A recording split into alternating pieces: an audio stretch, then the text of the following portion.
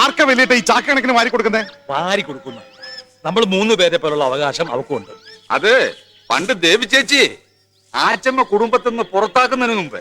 പുറത്താക്കിയാലും പെങ്ങളല്ലാണ്ടാവൂടാ. ആങ്ങളമാരാണെന്ന വിചാരം ചേച്ചിക്കില്ലല്ലോ. ഉണ്ടായിരുന്നെങ്കിൽ ആച്ചമ്മ നിശ്ചയിച്ച് വിവാഹത്തെ എതിർത്ത് ഇവനെ പോലെ ഒരുത്തന്റെ കൂടെ മകളെ കെട്ടിച്ചേക്കുമായിരുന്നു. ഇനി പഴയ പല്ലവി പാടണ്ട. അതിനുള്ള ശിക്ഷ ഞാൻ അനുഭവിച്ചു കഴിഞ്ഞു. എന്നെയും കുഞ്ഞുങ്ങളെയും സുഖമില്ലാത്ത എന്റെ കെട്ടിയനെയും തറവാടിന്റെ പടിക്ക് പുറത്താക്കിയില്ലേ?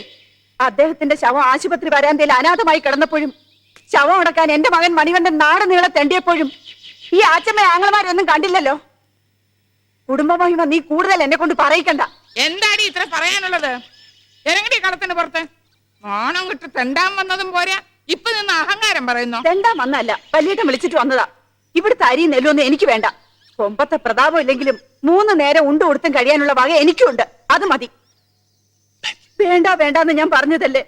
വിളിച്ചു വരുത്തി നാണം കടത്താനായിരുന്നു വലിയേട്ടന്റെ ഉദ്ദേശം. സമാധാനമായല്ലോ അല്ലേ? വാ മോളെ.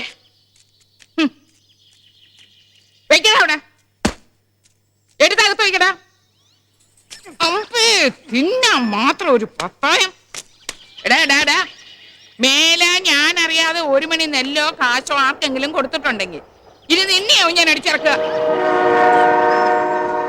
ആ അയ്യപ്പ, ഇന്ന് മൃഗഡാക്ടർ വരുന്ന ദിവസമാ. രാമൻകുട്ടിയോട് പറഞ്ഞ് നമ്മുടെ മണിക്കാളെ ഒന്ന് കൊണ്ടുപോയി എന്റെ തരി ഒന്ന് ഉടപ്പിക്കണം. അല്ലാണ്ട് അതിനെ പണിക്ക് കൊള്ളുകയില്ലാന്ന്. അല്ല, അവളെവിടെ? ആ മീനാക്ഷി.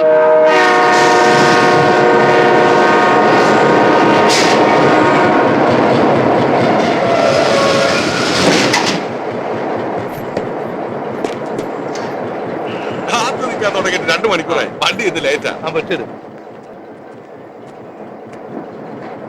എന്നാ പിടി. സൂക്ഷിച്ചു പിടിക്കണേ. നടന്നോ.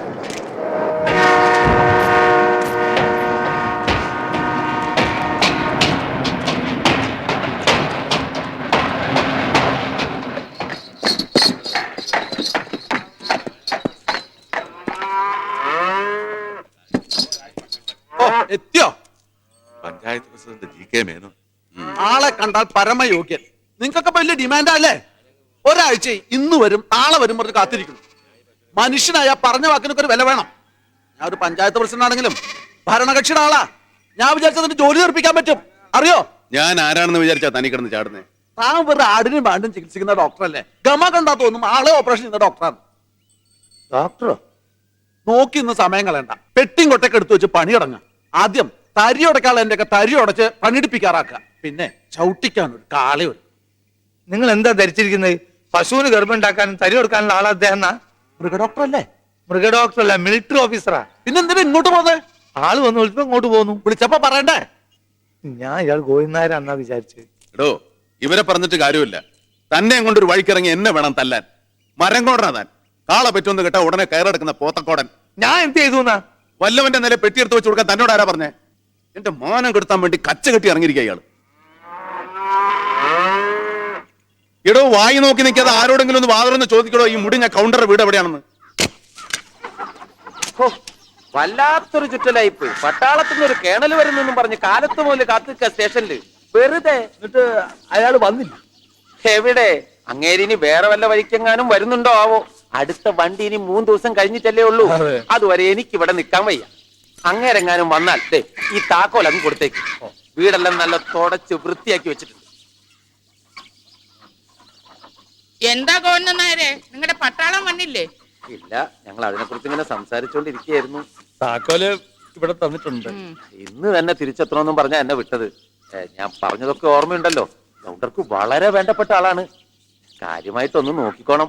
അത് പിന്നെ പ്രത്യേകിച്ച് പറയണോ? ഒരു കുറവും വരുത്താതെ ഞങ്ങൾ നോക്കിക്കോളാം. നായർ ധൈര്യമായിട്ട് പൊക്കോളൂ.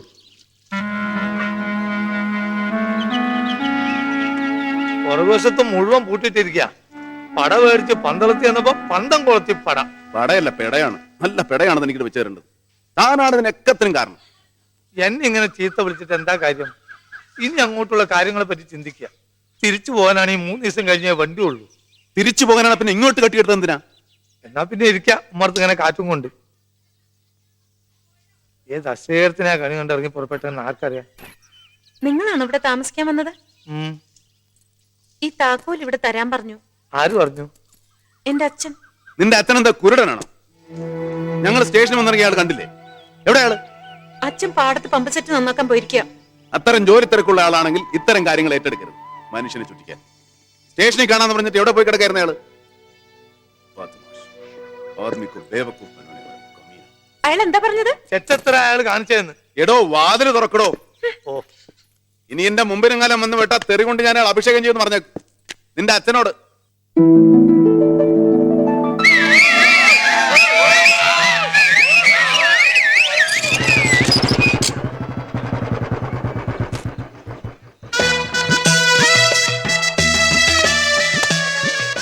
പൂവല് കഴിഞ്ഞോ? കളക്ഷൻ എത്രയുണ്ട്? കുഴപ്പമില്ല. നിനക്കോ എനിക്കോ കുഴപ്പമില്ലാത്തത്? കൂടുതലും ഫ്രീ പാസ്സാ. 8 പോലീസുകാര്, പഞ്ചായത്തിന് 10, പിന്നെ സ്ഥിരം 8. ഏത് സ്ഥിരം? കുഞ്ഞുകുട്ടിന് 7 പേരും. അയാൾ വന്നോ?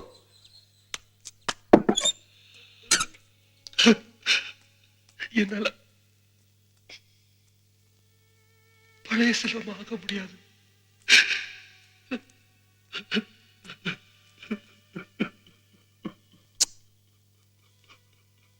ചുമ്മാ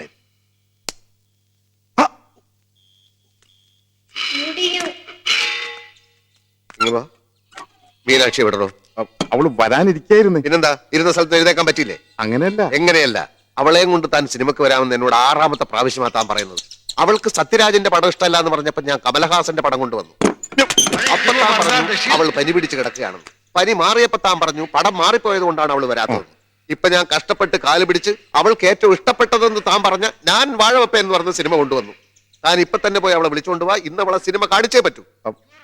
അതിപ്പോ പടം തുടങ്ങിപ്പോയല്ലോ. അത് സാരമില്ല, അവൾ വരട്ടെ. ഞാൻ ആദ്യം മുതൽ വീണ്ടും. ഇനി ഞാൻ ഒരു സത്യം പറയട്ടെ. അപ്പൊ താൻ ഇത്രയും കാലം പറഞ്ഞതൊക്കെ നുണയായിരുന്നോ? അതല്ല, അവക്കൊരു വിഷമം. എന്തിന്? ആരെങ്കിലും ചത്തോ? അതല്ലെന്ന്, ഉടുത്തോണ്ട് വരാൻ ഒരു നല്ല സാരി ഇല്ല. കഴിഞ്ഞ മാസം ഞാനൊരു സാരി വാങ്ങിച്ചു തന്നതല്ലേ, അത് താൻ കൊടുത്തില്ലേ? അത് അമ്പലത്തിൽ ഉത്സവത്തിനെടുത്ത് പോയി. പിന്നെ അത് അലക്കില്ലേ? അതാ പറ്റിയ അബദ്ധം. അലക്കി തേച്ചപ്പോ തേപ്പൂട്ടിക്ക് ചൂട് കൂടി സാരി ഉരുക്കി. ഇത് താൻ ഇന്നലെ പറഞ്ഞില്ലല്ലോ. ഇന്ന് രാവിലെ ഉരുകിയത്. എന്റെ കഷ്ടകാലം എന്നല്ലാതെ എന്ത് പറയാൻ. ഇന്നലെ ഞാൻ ശരിക്കും ഉറങ്ങിയിട്ടില്ല. കിടക്കൽ മൂട്ടുണ്ടോ? അതല്ലടോ, ഇന്ന് മീനാക്ഷിയെ കാണാമല്ലോ എന്ന് ആലോചിച്ച് സ്വപ്നം കണ്ടിട്ട് ഉറക്കം വന്നില്ല. ഇങ്ങനെ പറ്റുമെന്ന് ഞാനും കരുതിയില്ല. ഷൺമോൻ ഒരു സാരി ഇവിടെ വാങ്ങിച്ചതാ. അവൾ അടുത്ത പടത്തിന് ആദ്യത്തെ മാറ്റിനിക്ക് കൊണ്ടുവരുന്ന കാര്യം ഈ കുഞ്ഞുകുട്ടനായിട്ട് എന്താ വിശ്വാസമായി. ആദ്യം അവൾ വരട്ടെ, എന്നിട്ട് വിശ്വസിക്കാം. കണ്ടു തുടങ്ങിയില്ല, തുടങ്ങാൻ പോകുന്നേ ഉള്ളൂ. അയ്യപ്പ, നീ എന്റെ പുറകെ എത്ര നടന്നാലും ഇനി ഒരു പ്രയോജനം ഇല്ലാന്ന് ഞാൻ പറഞ്ഞു. സാക്ഷാൽ അയ്യപ്പ സ്വാമി വന്നാ പോലും ഒരു ചില്ലി കാശിന് ഞാൻ തരില്ല. എന്നാ ഞാൻ ഇനി കട തുറക്കുന്നില്ല. തുറന്നിട്ട് എന്താ കാര്യം? വിൽക്കാൻ വല്ലതും വേണ്ടേ? ഇതുവരെ വിറ്റ സാധനങ്ങളുടെ കാശൊക്കെ എന്ത് ചെയ്തു? അമ്മയ്ക്ക് പറഞ്ഞ മനസ്സിലാവാത്തത്.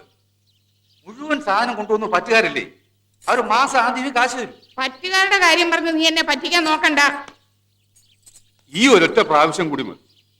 വണ്ടിക്കാരെന്നെ അവിടെ കാത്തു നിൽപ്പുണ്ടാവും. ഞാൻ ചെന്നിട്ട് വേണം ചിരക്കിറക്കാൻ. നീ ഇന്നലെ ചന്തയെന്ന് വളം കൊണ്ടുവരാന്ന് പറഞ്ഞ് കാശും കൊണ്ടുപോയിട്ട് സാധനം എവിടെ?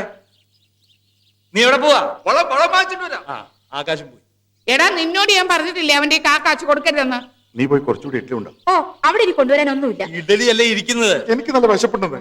വിശപ്പ് മാറുന്നില്ലെങ്കിലേ വല്ല കാലിത്തീറ്റയോ പിണ്ണാക്കോ കാടിയോ എന്തെങ്കിലുമൊക്കെ കലക്കിക്കൊണ്ട് കൊടുക്ക. 10,000 കൊണ്ട് നിറയട്ടെ. അമ്പേ, തിന്നു മുടിക്കാൻ മാത്രമായിട്ടൊരു ജന്മം. നിക്ക്, ഇതാ പട്ടാളക്കാരന് കൊണ്ടുപോകാൻ വെച്ച പാത്രമല്ലേ? ഇതുവരെ കൊണ്ടുപോയില്ലേ? ആര് കൊണ്ടുപോവാനാ? മീനാക്ഷി കൂട്ടാക്കുന്നില്ല. അവക്കെന്താ? മീനാക്ഷി, എന്നാടി നിനക്ക്? അങ്ങേര് ഒരു കടും പൊട്ടന. ഇന്നലെ ഒരാവശ്യമില്ലാതെ എന്റെ നേരെ ചാടി. താക്കോൽ കൊടുക്കാൻ ചെന്നപ്പോ നീ ഗോവിന്ദൻ നായരുടെ മകളാണെന്ന് വിചാരിച്ച അയാൾ കരുതിർത്തതാ. ഞാൻ പറഞ്ഞപ്പോഴാ പിടികിട്ടിയത്. നീ കൊണ്ട് കൊടുക്ക. ഗോവിന്ദൻ നായർ പറഞ്ഞിട്ടാ. അലക്കാൻ വല്ലതുണ്ടോ? അലക്ക അന്നൊന്നും ഉണ്ടാവില്ല, നാളെ വന്നോളൂ. പാലിത്രയും മതിയോ? നാഴി പാലിന്റെ ആവശ്യമുള്ളൂ. ഞാൻ കട്ടന. മീനാക്ഷി അല്ലേ? എന്താ തുറന്നു നോക്കിക്കോളൂ. മറ്റേ ആളിവിടെ. ആര്? ഒരു പോത്തില്ലേ ഇവിടെ? ഇന്നലെ കിടന്ന് ചീറിയില്ലേ? മീശ.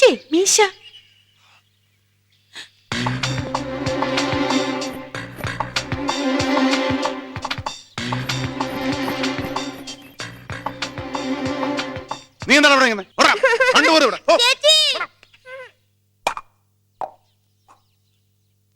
ഒന്നും കഴിച്ചിട്ടില്ലല്ലോ. ഇഷ്ടമില്ലയോ? ഇഷ്ടായിട്ടില്ല എന്നല്ല, പട്ടാളക്കാരനാണെങ്കിലും അതിലുപരി ഒരു പഴഞ്ചൻ തമ്പനാണ് ഞാൻ. റൊട്ടിയും പാലും ഒക്കെ ഇപ്പോഴും പനി വന്നാൽ മാത്രമേ ഞാൻ കഴിക്കൂ. ഇവിടെ എന്താ എല്ലാരും കഴിക്കാന്ന് വെച്ചാ അത് തന്നെ മതി എനിക്കും. ഞങ്ങളൊക്കെ വെറും നാടൻ രീതിക്കാരാണ്. അത് തന്നെയാണ് എനിക്കും താല്പര്യം. എവിടെ? ഞാനൊന്ന് കാണട്ടെ. അമ്മയാ. ഓ, ഇതാണോ കേളൻ? കേളനോ? ആ, കേളൻ എന്ന് പറഞ്ഞ കേളു നായർ, കേളപ്പൻ നായർ അങ്ങനെ വല്ലതും ആണോ? കേളനല്ല, കേണൽ. കേണൽ അങ്ങനെ ഒരു പേര് ഞാൻ ആദ്യമായിട്ട് കേൾക്കുക. അത് പേരല്ല, പട്ടാളത്തിലൊരു പദവിയാ. അപ്പൊ പേരില്ലേ? പേരുണ്ട്. RV തമ്പുരാൻ. തമ്പുരാൻ എന്ന് വിളിക്കും. തമ്പുരാനും തമ്പുരാട്ടിന്നും ഒക്കെ ഇവിടെ ചെറുമക്കളാ ഞങ്ങളെ വിളിക്കുക. അതെങ്ങനെ ഒരു പേരാകുക? കേളാന്ന് തന്നെ വിളിക്കാം, അതാ ഒരു സുഖം. ആ, ഞാൻ ആച്ചമ്മ. എല്ലാവർക്കും ഞാൻ ആച്ചമ്മയാ. കേളനും അങ്ങനെ വിളിച്ചാ മതി കേട്ടോ. ഇതെന്റെ മൂത്ത മകൻ കുമാരു. ഞങ്ങൾ ഇന്നലെ പരിചയപ്പെട്ടു. ഓ, ഇത് രണ്ടാമത്തവൻ അയ്യപ്പൻ. ഇങ്ങോട്ട് മാറിക്കടാ. ഇതല്ലേ അവൻ കുഞ്ഞൂട്ടൻ. എല്ലാവർക്കും കൃഷി തന്നെ പണി. അയ്യേ, എനിക്ക് കൃഷിയൊന്നുമില്ല. ഞങ്ങള് കൃഷി ചെയ്യും, അവൻ തിന്നു തീർക്കും. ഞാനൊരു ചെറിയ കട നടത്തുന്നുണ്ട്, അങ്ങോട്ട് പോകാൻ ഇറങ്ങിയായിരുന്നു. ഞാൻ ഇറങ്ങിക്കോട്ടെ. ആ, ചെല്ല്. ഇരിക്കേ, കേളം ഇരിക്കേ. ഇവരുടെ അച്ഛൻ കൗണ്ടറുടെ കാര്യസ്ഥനായിരുന്നു. എന്ന് വെച്ചാ കുടുംബത്തിലെ ഒരു അംഗത്തെ പോലെ അവര് ഞങ്ങളെ കരുതിയിരുന്നതേ. അവിടെ ഒരു വിരുന്നുകാരൻ വരിക എന്ന് വെച്ചാ ഇവിടെ വന്ന മാതിരിയല്ലേ? അല്ല, കാലത്ത് കൊടുത്തയച്ചോന്നും കഴിച്ചില്ല എന്ന് പറഞ്ഞു. റൊട്ടിയും ചപ്പാത്തിയും ഒക്കെ തിന്ന് മടുത്തിട്ടാത്രേ ഇങ്ങോട്ട് വന്നത്. നാടൻ രീതികളൊക്കെയാ ഇഷ്ടം. നമുക്ക് ബുദ്ധിമുട്ടാവും, പുറത്തുനിന്ന് വാങ്ങി കഴിച്ചോളാം എന്നൊക്കെ പറഞ്ഞു. അത് ശരിയാവില്ല. കൗണ്ടർക്ക് വേണ്ടപ്പെട്ട ഒരാൾ ഇവിടെ വന്ന് താമസിക്കുമ്പോ അവരെ സൽക്കരിക്കേണ്ടത് നമ്മുടെ കടമയാ. ശരിയാവില്ല. അപ്പൊ ഞാൻ ഇറങ്ങട്ടെ. ഓ, പിന്നെ കാലത്തൊരു പെൺകുട്ടി ആഹാരം കൊടുത്തയച്ചല്ലേ, അവളെ ഇനി അങ്ങോട്ട് അയക്കണം. ആ, എന്താ എന്തു പറ്റി? അതാ പെൺകുട്ടിക്ക് മര്യാദയ്ക്ക് പെരുമാറാൻ അറിയില്ല. കുരുത്തക്കേട് ഒരല്പം കൂടുതലാണ്. എന്ത് കുരുത്തക്കേടാ നീ കാണിച്ചെന്നാ ചോദിച്ചത്? വെറുതെ അല്ലേ അയാളൊന്നും കഴിക്കാത്തത്? അതിനെന്താ, എനിക്ക് നല്ല വിശപ്പുണ്ട്, ഞാൻ കഴിച്ചോളാം. എല്ലാം കൂടെ എടുത്ത് അവന്റെ തൊണ്ടയിലിട്ട് ഇട്ടുകൊട്. എന്താടി കാണിച്ചത്? ഞാനൊന്നും കാണിച്ചില്ല. പെണ്ണിന് അഹമ്മദ് കുറച്ച് കൂടുന്നുണ്ട്.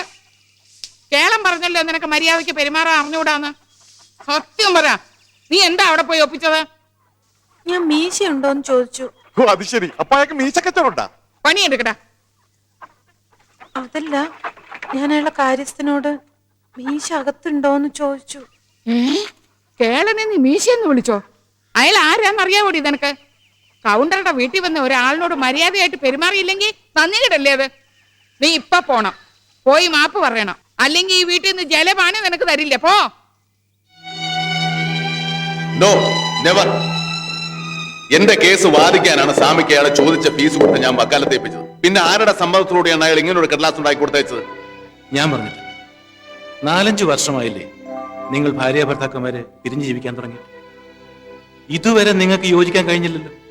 പിന്നെ എന്തിനീ ഡൈവോഴ്സ് കേസ് ഇങ്ങനെ നീട്ടിക്കൊണ്ടു? ഓഹോ, സണ്ണിച്ചാനുള്ള പക്ഷം ചേർന്നു. കൊള്ളാം. ഇലയ്ക്കും പുള്ളിനും കേടില്ലാത്ത രീതിയിൽ ഇതങ്ങ് അവസാനിച്ച ഇല്ല, ഇതങ്ങനെ എളുപ്പത്തിൽ അവസാനിപ്പിക്കാനുള്ളതല്ല. അവസാനിപ്പിക്കാൻ നിങ്ങളെക്കാൾ മുമ്പ് ഞാൻ ശ്രമിച്ചതാ. ഒഴിഞ്ഞു മാറിയത് അവളാ. A compromise can only be a temporary cure എന്നായിരുന്നു അവളുടെ മൊഴി. അത് തന്നെയാണ് എനിക്ക് പറയാനുള്ളത്. No compromise. എന്റെ അമ്മയ്ക്ക് ഒരു അസുഖമില്ലായിരുന്നു. എന്റെ കുടുംബജീവിതം തകരുന്നത് കണ്ട് മനസ്സുകൊണ്ടാ അവർ മരിച്ചത്. അതിന് കാരണക്കാരി അവളാ. മറന്നിരിക്കുകയായിരുന്നില്ല. എന്നിട്ടിപ്പോ എന്നെ കുത്തുനോക്കാൻ വീണ്ടും ഇറങ്ങിയിരിക്കുക. മിസ്സിസ് സ്വാതി തമ്പുരാനാണ് അവൾ ഇപ്പോഴും. കോടതി അവൾക്ക് ഡൈവോഴ്സ് കൊടുക്കുന്നത് വരെ. അതെങ്കിലും അവൾ ഓർക്കണമായിരുന്നു. ഏതോ ഒരു കോന്തരം കൊണ്ടുവന്ന് എന്റെ മുമ്പിൽ നിന്ന് കുഴഞ്ഞാടുന്നതിന് മുമ്പ്. ഏതായാലും രണ്ടാൾക്ക് ഒരു വഴി പോകാനാവില്ലെന്ന് അറിഞ്ഞു പിരിഞ്ഞു. അവളുടെ വഴിയിൽ അവൾ ഒരാളെ കണ്ടുമുട്ടി, നിന്റെ വഴിയിൽ നീയും ആരെങ്കിലും കണ്ടുമുട്ടും. അങ്ങനെ സമാധാനിച്ചതങ്ങ് തീർത്തൂടെ? ഇല്ല, ഇതങ്ങനെ എളുപ്പം തീരില്ല. അവള് മൂത്ത് നിറച്ച് കുഴിയിലോട്ട് കാലം നീട്ടിയിരുന്നാലും ഈ ഡൈവോഴ്സ് കിട്ടാതിരിക്കാനുള്ള എല്ലാ മാർഗവും ഞാൻ നോക്കും. അതെന്റെ ഒരു വാശിയാണ്. എന്റെ ജീവിതം കുട്ടിച്ചോറാക്കിയിട്ട് അവള് വേറൊരുത്തനെയും കല്യാണം കഴിച്ച് അങ്ങനെ സുഖിച്ച് ജീവിക്കണ്ട. ബ്രിഗേഡിയർ പറഞ്ഞുകൊണ്ട് മാത്രമാണ് ഞാൻ ഇക്കാര്യത്തിൽ വേണ്ടി വന്നത്. മേലുദ്യോഗസ്ഥനെ അനുസരിച്ചാൽ വേദനിക്കുന്ന ഒരു അച്ഛനെ സഹായിക്കാനാവുമെന്ന് ശ്രമിച്ചതാണ്. ഈ കടലാസ് ഞാൻ തിരിച്ചു കൊണ്ടുവന്നില്ല. എന്നെങ്കിലും മനസ്സ് മാറിയാൽ ഇതൊന്ന് ഒപ്പിട്ടയക്കും, അല്ലേ കീറിക്കളെ.